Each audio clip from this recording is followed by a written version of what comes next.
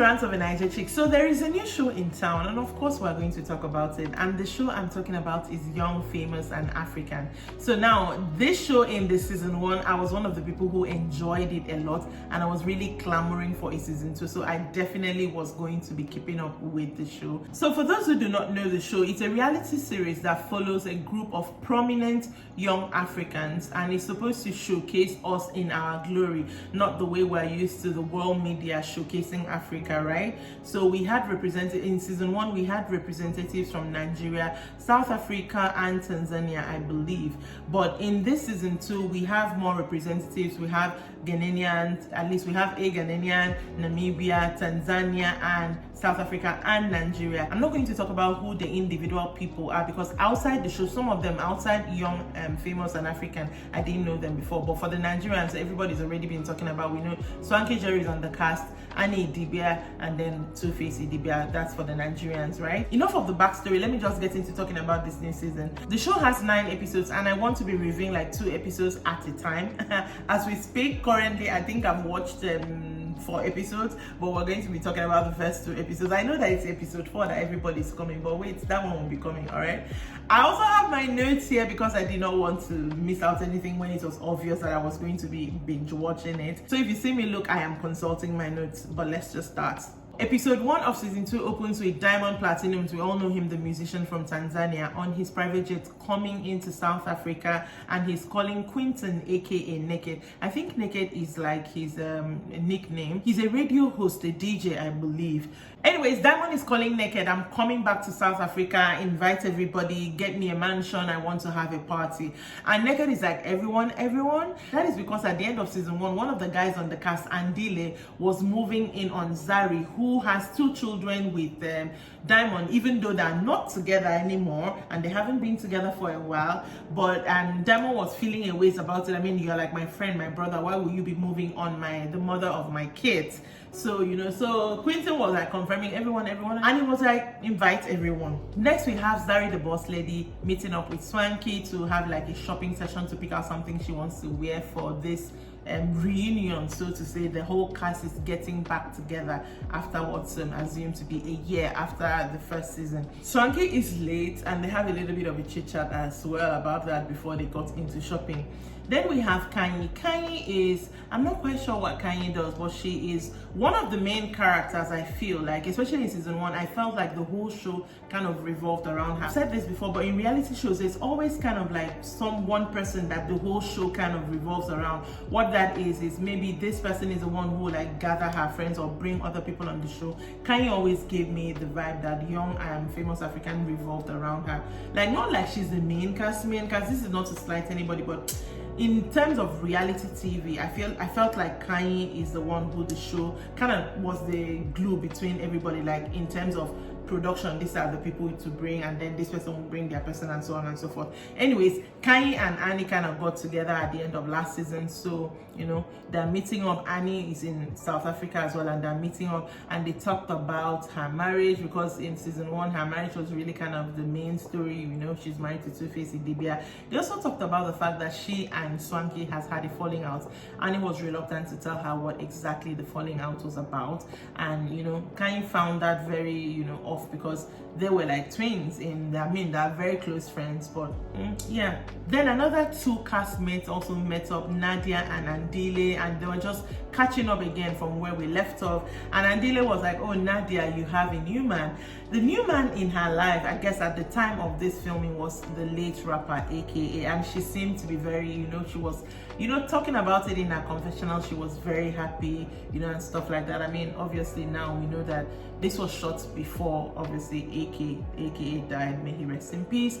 Anyways, Nadia was talking about her relationship. You know, they were also talking about the party, and she was asking Andile, how far are you going to go for the party, considering that it is Diamond throwing the party, and at the end of last season you were moving in on his baby mama. What's going off with that? And he was like, it's going to be a bit off, but of course it's going to show because he got the invite from Naked, so he feels a little bit off that it didn't come from Diamond himself, but he's going to go anyways. Then the night of the party gets there, and the first person to arrive was Zaria, who has 2 children with Diamond, is important to note.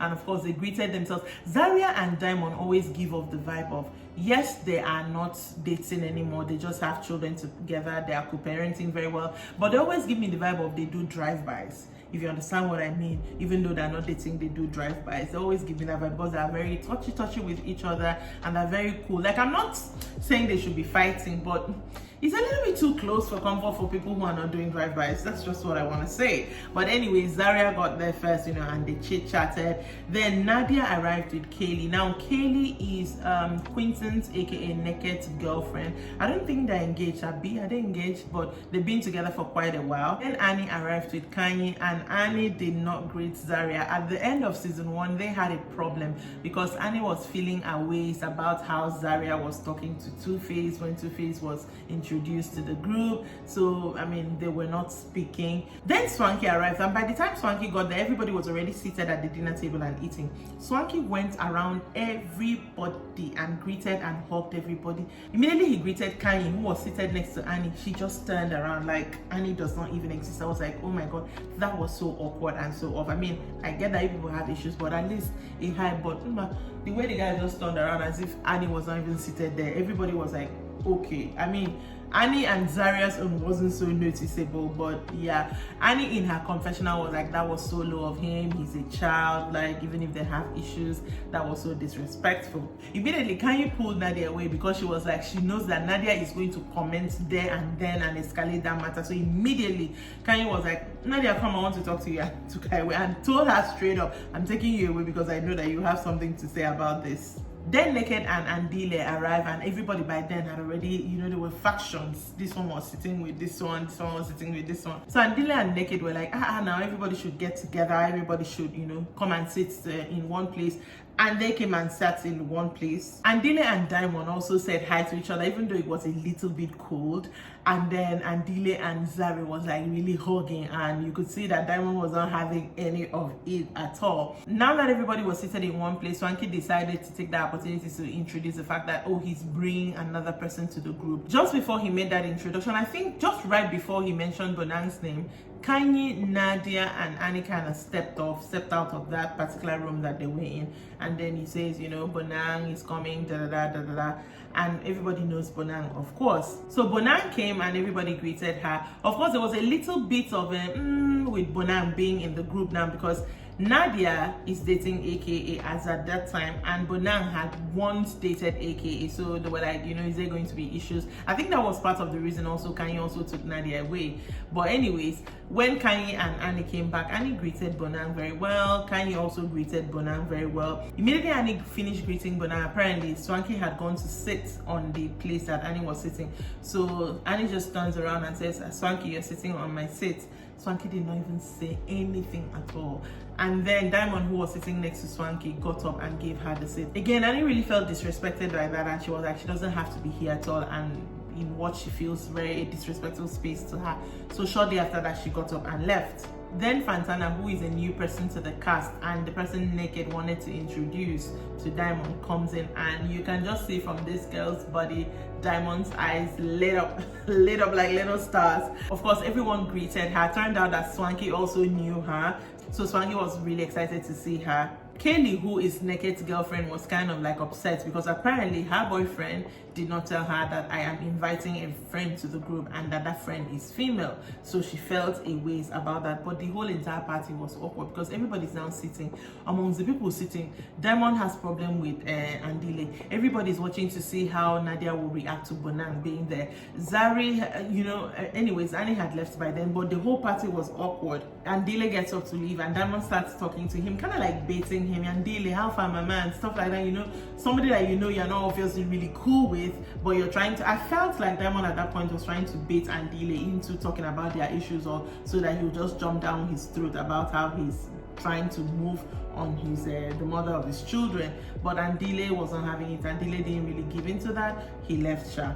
Immediately, Fantana, new girl in the group, starts asking questions like, what's this tension she's feeling? It's like, you people don't like yourselves. She's like, what's going on with you? Nadia, immediately, I think they called it out to her, so she knows fully well, okay, there's something off between Bonang, Nadia, everybody. The energy was just off and everybody could feel it. Swanky also told them he's not really cool with Annie, but did not say why, and that's where the episode episode ended. Episode 2 starts with Kanye and Annie meeting up to talk about the party and of course the whole awkwardness of what's going on. And Annie still did not want to tell Kanye what exactly went on between them and Swanky. And in her confessional, Kanye was like, somebody has to do something, that their energy is affecting the group, you know, yada yada yada. Kanye always wants to, I don't know, she always wants to fix things and kind of like take credit for that. That's always the vibe I get from her. And then Naija also met with Swanky. Right off the bat, Swanky was like, when I introduced my friend Bonam, you people walked off. I'm not happy with that. Why did you walk off? Like, you know, trying to, you would have stayed and greeted her. And she was like, no, that, I mean, I didn't even know you were introducing her. Kanye pulled me away. Swanky's like, do you guys have any issues or anything? She's like, no, that they also, that they actually had issues even before she started dating AK. So it's not stemmed from AK and they haven't had a chance to talk even before she now started dating her ex. Naija also asked Swanky about Annie, but Swanky was also tight-lipped about what their falling out was about. Next, we have Diamond already has called Fantana to the studio for them to make music together because Fantana is an artist. And I'm like, really? You people want to make music? Music, really? Because inside that studio session, I don't think I heard a single beat. All I heard was people flirting. Both of them were flirting with each other. So I'm like, okay, it's as if you people, both of you match up. But they were just flirting with each other and talking about a follow-up date. Not really talking about the music, but maybe that was edited out. But I did not see no music being talked about. Then Kanye and Naija met up, and apparently around the time they filmed this, that is when there was this story that dropped. I mean, obviously rumor, alleged, that Two-Face had another baby mama, another baby on the way. So Kanye met up with Naija and they were talking about that is a problem, or how is Annie going to, you know, react to this. I mean, like I said, season 1 was really tired about her story with Two-Face, so they felt a bit away for her. Kanye also tried to talk about having a party to kind of like resolve everybody, because she was like, that Diamond's party that we had, everybody was fake, nobody was opening up to say what their issues with each other was.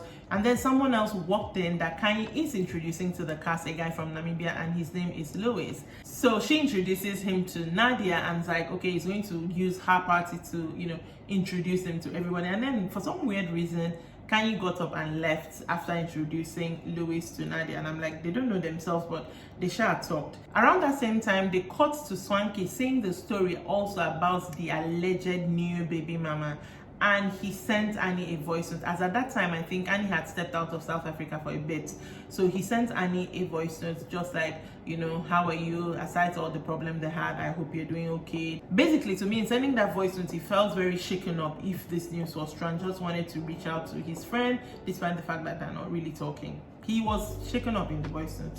Then Diamond invited Andile for them to have a talk, like man to man. What's up with this situation with you and Zari? That's his the mother of his children.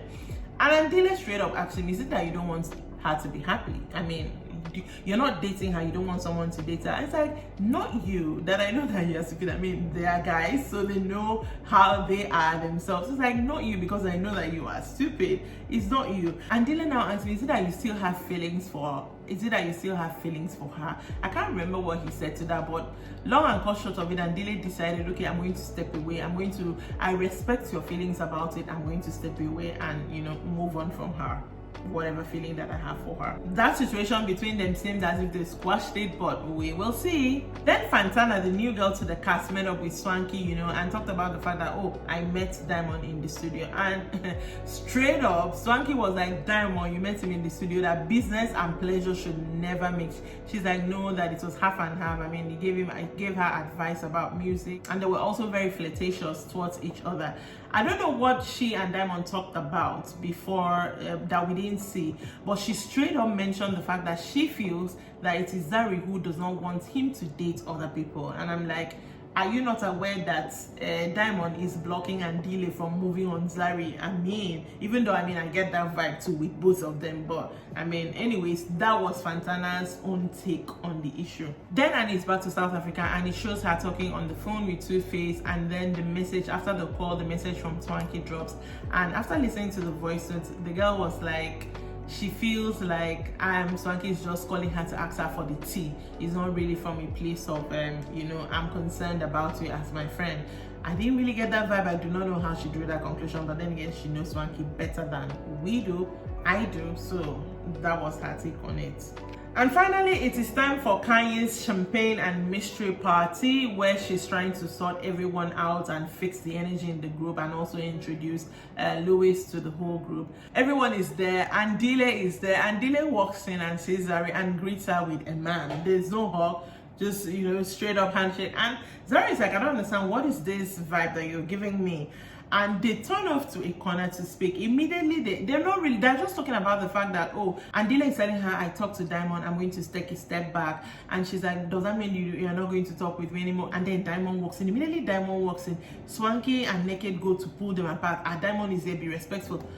I'm like, what are people acting like it's kindergarten? Can the girl and the guy not talk anymore because Diamond is in the building? But anyway, Diamond himself also did not like that when he walked in, because immediately he walked in, what he's saying is Zari and Andile are in a corner again, so he wasn't really liking that.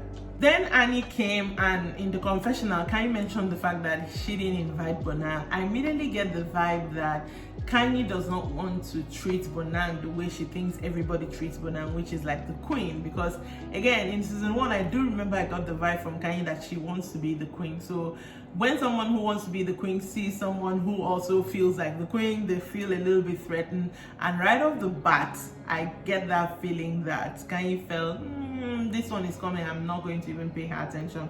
So I mean, Bonang wasn't invited. Now the plan was Kanye will talk a bit and introduce Louis.